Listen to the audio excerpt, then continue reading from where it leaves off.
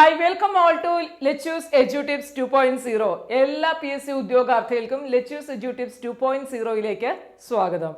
നമ്മൾ കഴിഞ്ഞ ക്ലാസ്സിൽ പഠിച്ചത് 10th പ്രിലിമിനറി ലെവൽ എക്സാമിനേഷന് അടുത്തത് കൊണ്ട് അതിനെ ഫോക്കസ് ചെയ്ത് നിങ്ങൾക്ക് സിലബസിൽ തന്നിരിക്കുന്ന ആദ്യത്തെ പാർട്ടായിട്ടുള്ള ശാസ്ത്ര സാങ്കേതിക മേഖലയിലെ പുരോഗതിയെക്കുറിച്ചാണ് പഠിച്ചത്. അപ്പോൾ ആ ക്ലാസ് കാണാത്തവരുണ്ട് എന്നുണ്ടെങ്കിൽ ഈ വീഡിയോ പ്ലേ ചെയ്ത് വരുമ്പോൾ ഇതിൻ്റെ അവസാന ഭാഗത്ത് കാണാം. നിങ്ങൾക്ക് ആ ഒരു വീഡിയോ വന്ന് കിടക്കും. ഓക്കെ, അപ്പോൾ അത് വേണമെങ്കിൽ ക്ലിക്ക് ചെയ്ത് കാണാം. അതല്ലാതെ ശാസ്ത്ര സാങ്കേതിക മേഖലയിലെ പുരോഗതിക്ക് ഈ വീഡിയോ ക്ലാസ്സിൻ്റെ പ്ലേലിസ്റ്റ് ഞാനിവിടെ ആഡ് കാർഡ് സെഷനിൽ ഇട്ടേക്കാം. അപ്പോൾ നിങ്ങൾ വീഡിയോ കാണുന്നുണ്ടെങ്കിൽ മുകളിൽ നിങ്ങൾക്ക് ഇങ്ങനെ വന്ന് കിടക്കും. അത് ക്ലിക്ക് ചെയ്താൽ വേണമെങ്കിൽ അങ്ങനെ എടുത്ത് കാണാം. ഇനിയിപ്പം വീഡിയോ നമ്മളിപ്പോൾ ഈ ഒരു ചാനൽ തുടങ്ങിയിട്ടേ ഉള്ളൂ. നിങ്ങൾക്ക് വേണമെങ്കിൽ പ്ലേലിസ്റ്റ് എടുക്കാൻ എളുപ്പമാണ്. അല്ലെങ്കിൽ കഴിഞ്ഞ ആകെ 4 വീഡിയോയെ അപ്ലോഡ് ചെയ്തിട്ടുള്ളൂ, കാരണം തുടങ്ങിയല്ലേ ഉള്ളൂ. അപ്പോൾ അവിടെ പോയിട്ട് വേണമെങ്കിൽ ആ ക്ലാസ്സുകൾ കാണാം. എങ്ങനെ വേണമെങ്കിലും നിങ്ങളുടെ ഇഷ്ടം. ഓക്കെ, അപ്പോൾ നമ്മൾ ഇന്ന് ചെയ്യുന്നതെന്ന് പറഞ്ഞാൽ ആ മേഖലയിൽ തന്നെ നമ്മൾ പഠിക്കേണ്ട ഒരു കാര്യമാണ് കലാ സാംസ്കാരിക മേഖല, സാഹിത്യ മേഖല, സാമ്പത്തിക മേഖല എന്നിങ്ങനെയുള്ള കുറച്ച് കാര്യങ്ങളാണ്. അതിൽ ഇന്ന് ഞാൻ നിങ്ങൾക്ക് തരുന്നത് സാംസ്കാരിക മേഖലയാണ്. ഓക്കെ, അപ്പോൾ നമ്മൾ ഓൾറെഡി ശാസ്ത്ര സാങ്കേതിക മേഖലയുടെ ഇമ്പോർട്ടൻ്റ് ആയിട്ടുള്ള കാര്യങ്ങൾ കണ്ടു. ഒത്തിരിയും നമ്മൾ പറഞ്ഞു പോയിട്ടില്ല, കാരണം എക്സാം അടുത്തു. അപ്പോൾ 10th പ്രിലിമിനറി ലെവൽ എക്സാമിനേഷനെ ഫോക്കസ് ചെയ്താണ് ഇപ്പോൾ ഈ ക്ലാസ്സുമായിട്ട് മുന്നോട്ട് പോകുന്നത്. സോ നിങ്ങളോടൊപ്പം പ്രിപ്പയർ ചെയ്യുന്ന ഏതെങ്കിലും ഉദ്യോഗാർത്ഥികളൊക്കെ ഉണ്ടെങ്കിൽ നമ്മളുടെ ചാനലിൻ്റെ ലിങ്ക് ഷെയർ ചെയ്ത് സപ്പോർട്ട് ചെയ്യുക. ഞാൻ ഒരു കാര്യം ചോദിച്ചാൽ വളരെ സിൻസിയറായിട്ട് പറയുമോ, എത്ര പേര് ഈ ചാനലിൻ്റെ ലിങ്ക് ഷെയർ ചെയ്തിട്ടുണ്ട്? അതായത് നിങ്ങൾക്കറിയാവുന്ന PSC ഉദ്യോഗാർത്ഥികൾക്കിടയിലേക്ക് സിൻസിയർ ആയിരിക്കണം. കാരണം ഞാൻ ക്ലാസ് തരുന്നത് 100% ആത്മാർത്ഥതയോട് കൂടിയിട്ടാണ്. 100% ഞാൻ എന്നെ ഡെഡിക്കേറ്റ് ചെയ്ത് തന്നെയാണ് ക്ലാസ്സുകൾ തരുന്നത്. അത് ക്ലാസ് കണ്ടാൽ നിങ്ങൾക്കറിയാം അല്ലേ? അപ്പോൾ അതേ ഒരു രീതിയിൽ തന്നെ ഞാൻ ചോദിക്കുകയാണ്, നിങ്ങൾ എത്ര പേര് ഈ ലിങ്ക് സത്യസന്ധമായിട്ട് പറയണം കേട്ടോ, ഷെയർ ചെയ്തിട്ടുണ്ട്. നിങ്ങളുടെ മനസ്സിൽ തൊട്ട് വേണം പറയാൻ. എത്ര പേര് ഷെയർ ചെയ്തിട്ടുണ്ടെന്ന് വെച്ചാൽ ആ ഷെയർ ചെയ്തവർ ഒന്ന് കമൻറ്റ് ചെയ്യുക. ഓക്കെ, കാരണം നിങ്ങളുടെ സപ്പോർട്ട് കൂടുന്തോറും എനിക്കൊരു ആവേശം കൂടുവാണ്. ഓരോ കമൻസ് വായിക്കുമ്പോഴും സത്യം പറയാമല്ലോ ഭയങ്കര കോൺഫിഡൻസ് കിട്ടുന്ന ഒരു രീതിയാണ്. അപ്പോൾ എൻ്റെ കോൺഫിഡൻസ് വളർത്തുന്നത് നിങ്ങളാണ്. നിങ്ങളുടെ കോൺഫിഡൻസ് തിരിച്ച് വളർത്താൻ എനിക്കും സാധിക്കുന്നുണ്ടെന്നാണ് എൻ്റെ വിശ്വാസം. കാരണം ഞാൻ ഓരോ കാര്യങ്ങൾ പറയുമ്പോഴും പിള്ളേർ പറയുന്നുണ്ട് മിസ്സിന് സൗണ്ട് കേൾക്കുമ്പോൾ തന്നെ എനർജിയാണെന്ന്. അപ്പം എനിക്ക് ആ ഒരു എനർജി ബിൽഡ് ചെയ്യുന്നത് എവിടെ നിന്നാണ്? നിങ്ങളാണ് എൻ്റെ സോഴ്സ്. നിങ്ങൾ തരുന്ന കമൻസ്, നിങ്ങൾ നമുക്ക് തരുന്ന സപ്പോർട്ട്, അതാണ് ഈ ഒരു എനർജി ആയിട്ട് നിങ്ങളുടെ മുന്നിലേക്ക് വരുന്നത് അല്ലേ? അപ്പോൾ നമ്മൾ കൊടുത്താൽ കൊല്ലത്തും കിട്ടുമെന്ന് പറയുന്നത് അതിൻ്റെ പോസിറ്റീവായിട്ട് ആസ്പെക്റ്റ് എടുക്കുക. നമ്മളൊരു കാര്യം ചെയ്താൽ നമുക്ക് തിരിച്ചു കിട്ടുന്നതും അതുപോലെ ആയിരിക്കും. അപ്പോൾ അതുകൊണ്ട് തീർച്ചയായിട്ടും ആരെങ്കിലും ലിങ്ക് ഷെയർ ചെയ്തിട്ടില്ല എങ്കിൽ ഇപ്പം തന്നെ നമ്മുടെ ചാനലിലെ ലിങ്ക് നിങ്ങളോടൊപ്പം പഠിക്കുന്ന ഉദ്യോഗാർത്ഥികൾക്ക്, നിങ്ങൾക്ക് അറിയാവുന്ന നിങ്ങളുടെ വീട്ടിലുള്ള മറ്റു കുട്ടികളും പഠിക്കുന്നുണ്ടാവുമല്ലോ, നിങ്ങളുടെ കസിൻസോ അല്ലെങ്കിൽ നിങ്ങളുടെ ഫ്രണ്ട്സോ ഒക്കെ, അല്ലെങ്കിൽ നിങ്ങൾക്ക് അറിയാവുന്ന നൈബേഴ്സോ ആരെങ്കിലും ഒക്കെ കാണുമല്ലോ, അല്ലെങ്കിൽ നിങ്ങൾ ഏതെങ്കിലും കോച്ചിങ് ഇൻസ്റ്റിറ്റ്യൂട്ടിൽ പോകണമെങ്കിൽ അവിടെയോ ഒക്കെ നിങ്ങൾക്ക് ഒത്തിരി പേരെ അറിയായിരിക്കും. അപ്പോൾ അവർക്കൊക്കെ ചാനലിലെ ലിങ്ക് ഷെയർ ചെയ്ത് സപ്പോർട്ട് ചെയ്യുക. ഞാൻ വീണ്ടും പറയുന്നു, നിങ്ങൾ എത്ര സപ്പോർട്ട് തരുന്നോ അതിനനുസരിച്ച് ഞാൻ തിരിച്ച് നിങ്ങളെയും സപ്പോർട്ട് ചെയ്യുന്നതായിരിക്കും. കാരണം എൻ്റെ എനർജി ലെവൽ കൂടും. എൻ്റെ എനർജി ലെവൽ കൂടിക്കഴിഞ്ഞാൽ എനിക്കെന്താണ്, ക്ലാസ് നല്ല രീതിയിൽ എടുക്കാനുള്ള ഒരു ആവേശം വരും. ഓക്കെ, കഴിഞ്ഞ ദിവസം ആരുടെയോ കമൻറ്റ് കണ്ടു, ഒത്തിരി ഇഷ്ടപ്പെട്ടു കേട്ടോ. അത് കണ്ട് ഞാനിവിടെ എൻ്റെ വീട്ടിൽ എല്ലാവരെയും കാണിക്കുകയൊക്കെ ചെയ്തു. മിസ്സിൻ്റെ ക്ലാസ് ഉണ്ടെന്ന് പറഞ്ഞാൽ പുതിയ സിനിമ റിലീസ് ആവണ പോലെ എന്ന്. അതെനിക്ക് കിട്ടിയ വലിയ അവാർഡാണ് കേട്ടോ. കമൻറ്റ് ഇട്ട ആളുടെ പേര് ഓർക്കുന്നില്ല, കുറേ കമൻറ്റ്സ് വായിച്ച് ആ കമൻറ്റ് ഇട്ട ആൾക്കൊരു സ്പെഷ്യൽ താങ്ക്സ്. അപ്പം നമ്മൾ ക്ലാസ്സിലേക്ക് പോവുകയാണ്. ഇതാ നോക്കൂ, സാംസ്കാരിക മേഖലയെക്കുറിച്ചാണ് പഠിക്കുന്നത്. ഇനി എല്ലാവരും വളരെ കോൺസെൻട്രേറ്റ് ചെയ്ത് ക്ലാസ്സിലേക്ക് ഇരിക്കണം. വീഡിയോ സ്കിപ്പ് ചെയ്യരുത്. സ്കിപ്പ് ചെയ്ത നഷ്ടം നിങ്ങൾക്കാണ്, കാരണം കണ്ടിന്യൂസ് ആയിട്ട് അത് കേൾക്കണം. പ്രസ്താവന ചോദിച്ചാൽ നിങ്ങൾക്ക് എഴുതാൻ പറ്റണം. അപ്പോൾ എൻ്റെ ക്ലാസ്സുകൾ ഇത് ആദ്യം തൊട്ട് തന്നെ അതെ, പ്രസ്താവന ചോദിച്ചാലും എഴുതാൻ പറ്റുന്ന രീതിയിലാണ് എൻ്റെ ക്ലാസ്. അല്ലാതെ തത്തമ്മേ പൂച്ചയല്ല നമ്മുടെ ക്ലാസ്. നിങ്ങൾക്ക് ഏത് രീതിയിൽ ക്വസ്റ്റ്യൻ വന്നാലും നിങ്ങളെ എഴുതാൻ പ്രാപ്തമാക്കുന്ന രീതിയിലാണ് ലെറ്റ്യൂസ് എഡ്യൂടിപ്സിൻ്റെ ആദ്യത്തെ ചാനൽ തുടങ്ങിയ സമയത്ത് തന്നെ നമ്മൾ ക്ലാസ്സുകൾ തന്നിരുന്നത്.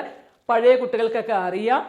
ഓക്കെ, അപ്പോൾ നമ്മൾ ക്ലാസ്സിലേക്ക് പോവുകയാണ്. കേരളത്തിൻ്റെ സംസ്കാരവും പൈതൃകവും പ്രോത്സാഹിപ്പിക്കുന്നതിനും സംരക്ഷിക്കുന്നതിനും വേണ്ടി കേരള ഗവൺമെൻറ്റിൻ്റെ കീഴിൽ നമ്മുടെ സംസ്ഥാനത്ത് ഒരു സാംസ്കാരിക കാര്യ വകുപ്പ് സ്ഥിതി ചെയ്യുന്നുണ്ട്.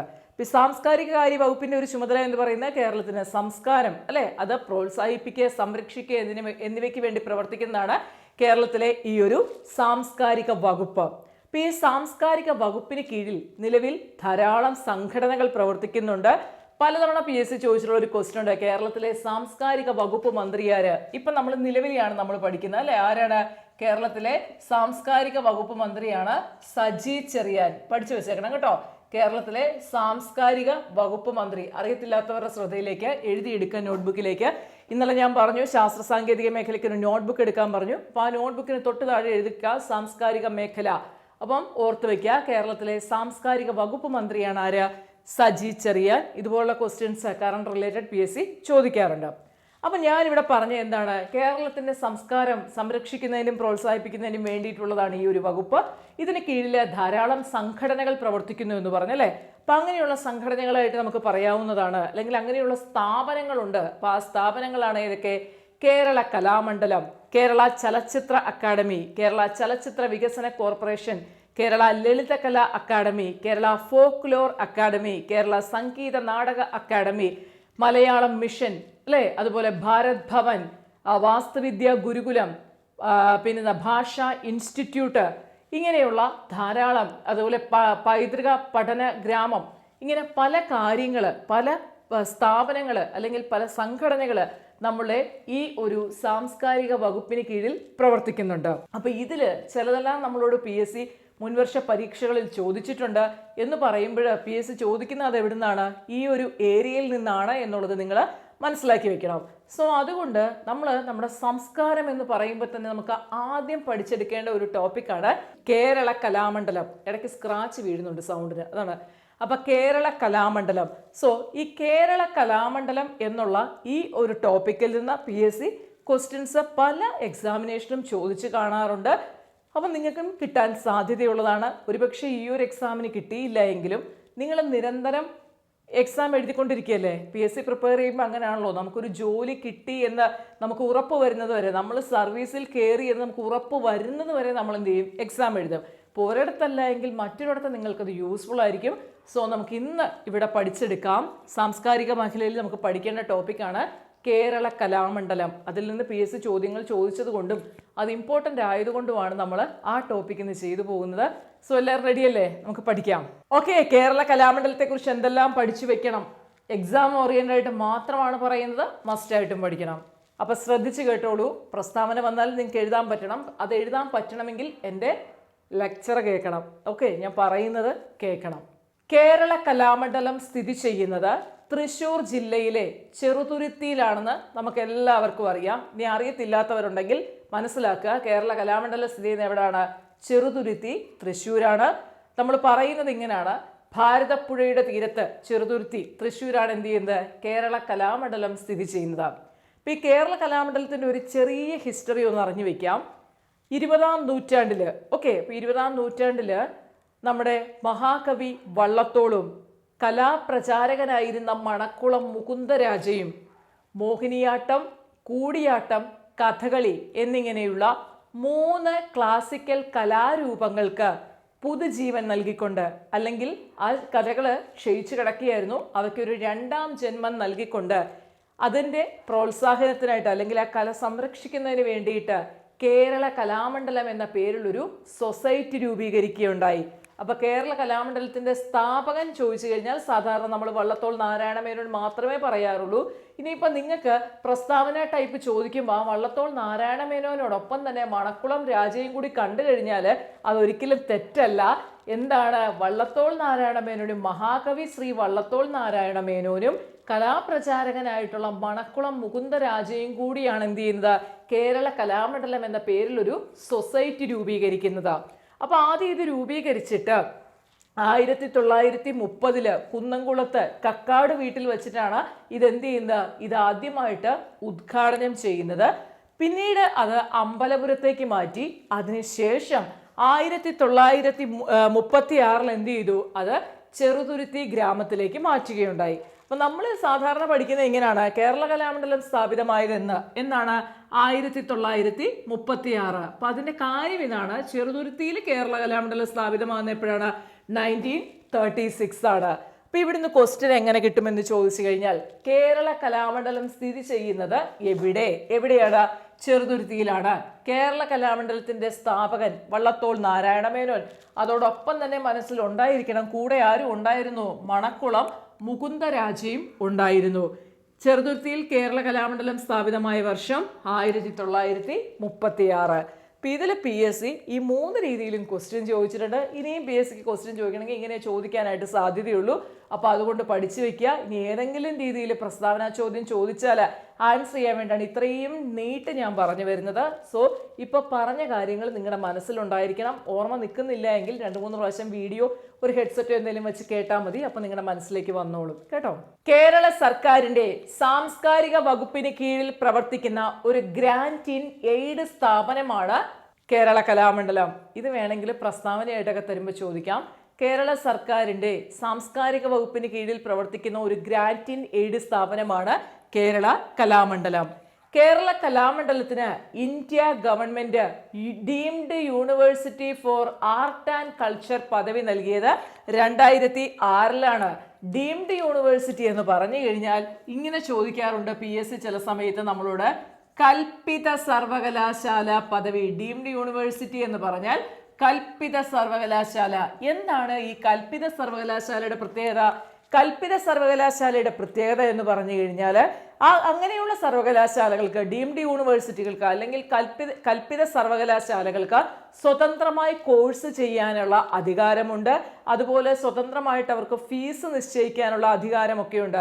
ഗവൺമെന്റിന്റെ സാങ്ഷനിന് വേണ്ട, അല്ലെങ്കിൽ ഗവൺമെന്റ് പറയുന്ന ഫീസല്ല, ആ യൂണിവേഴ്സിറ്റിക്ക് ഓരോ കോഴ്സിനും അതിൻ്റെതായ ഫീസ് തീരുമാനിക്കാനുള്ള സ്വാതന്ത്ര്യമൊക്കെ ഉണ്ട്. അപ്പം അങ്ങനെയുള്ള ചില സർട്ടൻ പ്രിവിലേജ് ഉള്ള ഒരു യൂണിവേഴ്സിറ്റിയാണ് എന്ന് മനസ്സിലാക്കി വെക്കുക. അപ്പോൾ ഓർത്ത് വെക്കുക, ഇന്ത്യ ഗവൺമെന്റ് കേരള കലാമണ്ഡലത്തിന് deemed university for art and cultural പദവി നൽകിയ വർഷം PSC ചോദിച്ചിട്ടുണ്ട് എന്നാണ്.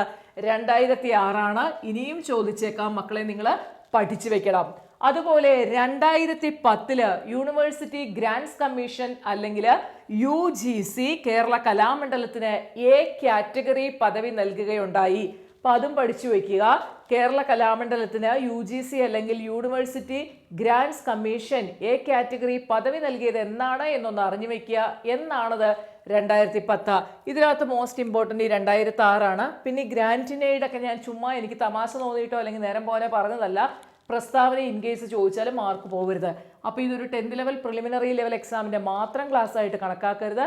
ഇതൊരു +2 level, 10th level mains, +2 level mains, degree level prelims and mains എന്നിവയ്ക്കൊക്കെ യൂസ്ഫുൾ ആയിട്ടുള്ള ക്ലാസ് ആണ്.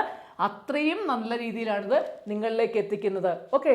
കേരള കലാമണ്ഡലം സന്ദർശിച്ച ആദ്യത്തെ Indian പ്രധാനമന്ത്രിയായിരുന്നു Jawaharlal Nehru.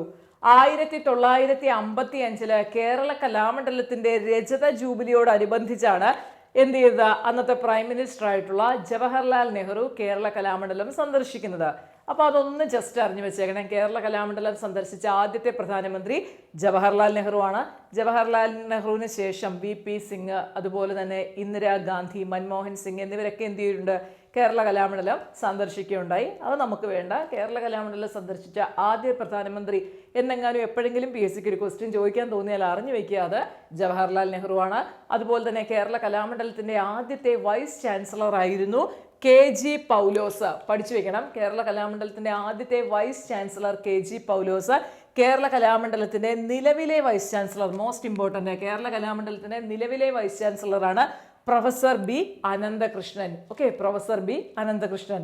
Professor B അനന്തകൃഷ്ണനെ കേരള കലാമണ്ഡലത്തിലെ നിലവിലെ വൈസ് ചാൻസലറായിട്ട് നിയമിച്ചത് ചാൻസലർ മല്ലിക സാരാഭായി ആണ്. അപ്പൊ കേരള കലാമണ്ഡലത്തിന്റെ ചാൻസലർ ആരാന്ന് ചോദിച്ചാൽ അത് മല്ലിക സാരാഭായി ആണ്. കേരള കലാമണ്ഡലത്തിന്റെ നിലവിലെ വൈസ് ചാൻസലർ, വൈസ് ചാൻസലർ ആണെങ്കിൽ അത് പ്രൊഫസർ B അനന്തകൃഷ്ണൻ. അപ്പൊ കേരള കലാമണ്ഡലവുമായിട്ട് മക്കളെ നിങ്ങൾ ഇത്രയും കാര്യങ്ങൾ അറിഞ്ഞു വെക്കണം, പഠിക്കണം. നോട്ട്ബുക്കിലേക്ക് വേണ്ടവർ നോട്ട്ബുക്കിലേക്ക് എഴുതുക. അപ്പോൾ നോട്ട്ബുക്കിലേക്ക് എഴുതുമ്പോൾ നിങ്ങൾ എഴുതേണ്ട കാര്യം ഇതാണ്: സാംസ്കാരിക മേഖലയിലെ പുരോഗതി. സാംസ്കാരിക മേഖല കേരള കലാമണ്ഡലം. കേരള കലാമണ്ഡലം സ്ഥിതി ചെയ്യുന്ന എവിടെ? സ്ഥാപിതമായ വർഷം. കലാമണ്ഡലത്തിൻ്റെ സ്ഥാപകരാരൊക്കെയാണ്? കേരള കലാമണ്ഡലത്തിന് UGC A കാറ്റഗറി പദവി നൽകിയത്, കേരള കലാമണ്ഡലത്തിന് കൽപ്പിത സർവകലാശാല അല്ലെങ്കിൽ ഡീംഡ് യൂണിവേഴ്സിറ്റി പദവി ലഭിച്ച വർഷം, കേരള കലാമണ്ഡലം സന്ദർശിച്ച ആദ്യത്തെ പ്രധാനമന്ത്രി, കേരള കലാമണ്ഡലത്തിൻ്റെ ആദ്യത്തെ വൈസ് ചാൻസലർ, കേരള കലാമണ്ഡലത്തിൻ്റെ നിലവിലെ വൈസ് ചാൻസലർ. ഇത്രയും കാര്യങ്ങൾ നിങ്ങളുടെ ബുക്കിൽ ഉണ്ടായിരിക്കണം. ഇത്രയും കാര്യങ്ങളാണ് ഈ ഒരു ഭാഗത്തുനിന്ന് പഠിക്കേണ്ടത്. ഇനി നമുക്ക് അടുത്ത ക്ലാസ്സിൽ കാണാം. നെക്സ്റ്റ് ക്ലാസ് എന്ന് പറയുന്നത് നമ്മുടെ ക്ലാസ് ടൈം എല്ലാ ദിവസവും വൈകുന്നേരം 7 മണിക്കായിരിക്കും. പിന്നെ ഞാൻ പറഞ്ഞിട്ടുണ്ട്, ഞാൻ ഇങ്ങനെ ഒരു യൂട്യൂബ് ചാനൽ തുടങ്ങിയത് എൻ്റെ ഒരു ശക്തമായ തിരിച്ചുവരവാണ്. ശക്തമായ തിരിച്ചുവരവെന്ന് പറഞ്ഞാൽ പല സമയങ്ങളിലും എനിക്ക് ആരോഗ്യകരമായ പല കാരണങ്ങളാൽ ഞാൻ അങ്ങേയറ്റം തളർന്നു പോയിട്ടുള്ള അവസ്ഥകളൊക്കെ ഉണ്ടായിട്ടുണ്ട്. അതായത് ശരിക്കും പറഞ്ഞാൽ ഈ 2024 എന്ന് പറയുന്നത് അതിൻ്റെ ആദ്യ സമയം തൊട്ട് ഏതാണ്ട് ഒരു സെപ്റ്റംബർ വരെയൊക്കെ ഞാൻ ഭയങ്കര ഡൗൺ ആയിരുന്ന ഒരു സമയമാണ്. ഹെൽത്ത് വൈസ് ഒത്തിരി ഇഷ്യൂസൊക്കെ ഉണ്ടായിരുന്നു. ഇപ്പം നമ്മളത് നല്ല രീതിയിൽ ട്രീറ്റ്മെൻറ്റും എടുത്ത് മെഡിസിൻ കറക്റ്റായിട്ട് ഫോളോ ചെയ്ത് നല്ല ഇമ്പ്രൂവ്മെൻ്റ് ഉണ്ട്. അപ്പോഴാണ് ഞാൻ ചിന്തിച്ചത് ലെച്ചൂസ് എഡ്യൂട്ടിപ്സ് അല്ലേ നമുക്ക് നല്ല രീതിയിൽ കൊണ്ടുവന്നത്. അത് എൻ്റെ ഒരു ഡ്രീമാണ് അതിനെ നന്നാക്കുക എന്നുള്ളത്. സോ അങ്ങനെയാണ് ഞാൻ ഓർത്തത് നിങ്ങളിലേക്ക് മസ്റ്റായിട്ടും തിരിച്ച് വരണം എന്നുള്ള അതിൻ്റെ ആ ഒരു എന്താ പറയുന്നത് ഭയങ്കരമായിട്ടുള്ള ആഗ്രഹത്തിൻ്റെ പുറത്താണ് ഞാനിപ്പോൾ തിരിച്ചു വന്നിരിക്കുന്നത്. ഇത് തീർച്ചയായിട്ടും ഒരു വമ്പൻ തിരിച്ചുവരവ് തന്നെയാണ്. ലെച്ചൂസ് എഡ്യൂട്ടിപ്സിൻ്റെ ആദ്യകാല വീഡിയോസിലൊക്കെ എനിക്കറിയാം നിങ്ങൾ തന്ന സപ്പോർട്ട്. ചിലപ്പോൾ നിങ്ങളൊക്കെ പുതിയ പിള്ളേരായിരിക്കും, പഴയ അന്നത്തെ കുട്ടികളുണ്ട്. ഭയങ്കര ആവേശമായിരുന്നു. ഏറ്റവും ആദ്യകാലത്തെ കമൻറ്റൊക്കെ എടുത്ത് നോക്കിക്കഴിഞ്ഞാൽ അറിയാൻ സാധിക്കും. സത്യം പറഞ്ഞു കഴിഞ്ഞാൽ ഭയങ്കര ഒരു എന്താ പറയുക എൻ്റെ ഏറ്റവും പീക്ക് ടൈമായിരുന്നു അതെല്ലാം. എനിക്ക് ആ ടൈം നഷ്ടപ്പെട്ടിട്ടില്ല എന്നുള്ളത് എനിക്കറിയാം. നഷ്ടപ്പെട്ടത് നമ്മൾ ഭഗവത്ഗീതയിൽ പറയില്ലേ, നഷ്ടപ്പെട്ടത് ഓർത്ത് ദുഃഖിക്കേണ്ട, നഷ്ടപ്പെട്ട എന്തെങ്കിലും കൊണ്ടുവന്നതാണോ എന്നൊക്കെ ചോദിക്കുന്നുണ്ട്. എന്ന് പറഞ്ഞതുപോലെ നഷ്ടപ്പെടലിനെ പറ്റി എനിക്ക് ദുഃഖമൊന്നുമില്ല. പക്ഷേ എന്നെക്കൊണ്ട് തീർച്ചയായിട്ടും തിരിച്ചു വരാൻ പറ്റുമെന്നുള്ളത് എനിക്ക് 100% അറിയാം. കാരണം അതിനുള്ള കഴിവ് എനിക്കുണ്ട്. എൻ്റെ കഴിവിൽ ഞാൻ 100% എന്താ പറയുന്നത് വിശ്വാസമുള്ളവളാണ്. സോ അതുകൊണ്ട് തന്നെയാണ് ഞാനിങ്ങനെ ഏതായാലും പിള്ളേരിലേക്ക് വീണ്ടും എത്തണം എന്നുള്ള അതിയായ ആഗ്രഹത്തിൻ്റെ അടിസ്ഥാനത്തിൽ ലെച്ചൂസ് എഡ്യൂട്ടിപ്സ് 2.0 വന്നത്. അപ്പോൾ ഞാൻ ആദ്യം പറഞ്ഞതുപോലെ നിങ്ങളും സപ്പോർട്ട് ചെയ്യുക, മാക്സിമം നമ്മുടെ ചാനൽ ഷെയർ ചെയ്യുക. ഓക്കെ, അപ്പോൾ നമുക്ക് 7 മണിക്കാണ് നമ്മുടെ ക്ലാസ് ഡേ. അതല്ലാതെ നമ്മൾ PSC എക്സാം ക്രാക്ക് ചെയ്യാനുള്ള ചില ടിപ്സ്, എങ്ങനെ പഠിക്കണം, ആരുടെയും ഗൈഡൻസ് ഇല്ലാതെ പോകുന്ന കുട്ടികൾക്ക് അല്ലെങ്കിൽ മിസ്ഗൈഡ് ചെയ്യപ്പെടുന്ന കുട്ടികൾക്ക്, അത് പറയാനൊരു കാരണമുണ്ട്. കാരണം നമ്മുടെ വീഡിയോയുടെ താഴെ ഒരു കമൻറ്റിൽ വന്നു, ഇത് 3 വർഷം മുമ്പുള്ള കെമിസ്ട്രി ക്ലാസ് അല്ലേ പഠിക്കാൻ പറഞ്ഞതെന്ന്. ശരിയാണ്, 3 വർഷം മുമ്പുള്ള കെമിസ്ട്രി ക്ലാസ് ആണ് പഠിക്കാൻ പറഞ്ഞത്. നിങ്ങളുടെ സിലബസിലുള്ള ടോപ്പിക്ക് തന്നെയല്ലേ അവിടെ ഉള്ളത്. സിലബസിൽ തന്നിരിക്കുന്ന കാര്യങ്ങളല്ലേ പഠിക്കാൻ തന്നത്. അല്ലാതെ ഞാൻ എൻ്റെ വീഡിയോയുടെ പ്രൊമോഷന് വേണ്ടിയിട്ടല്ല അത് പഠിക്കാൻ തന്നത്.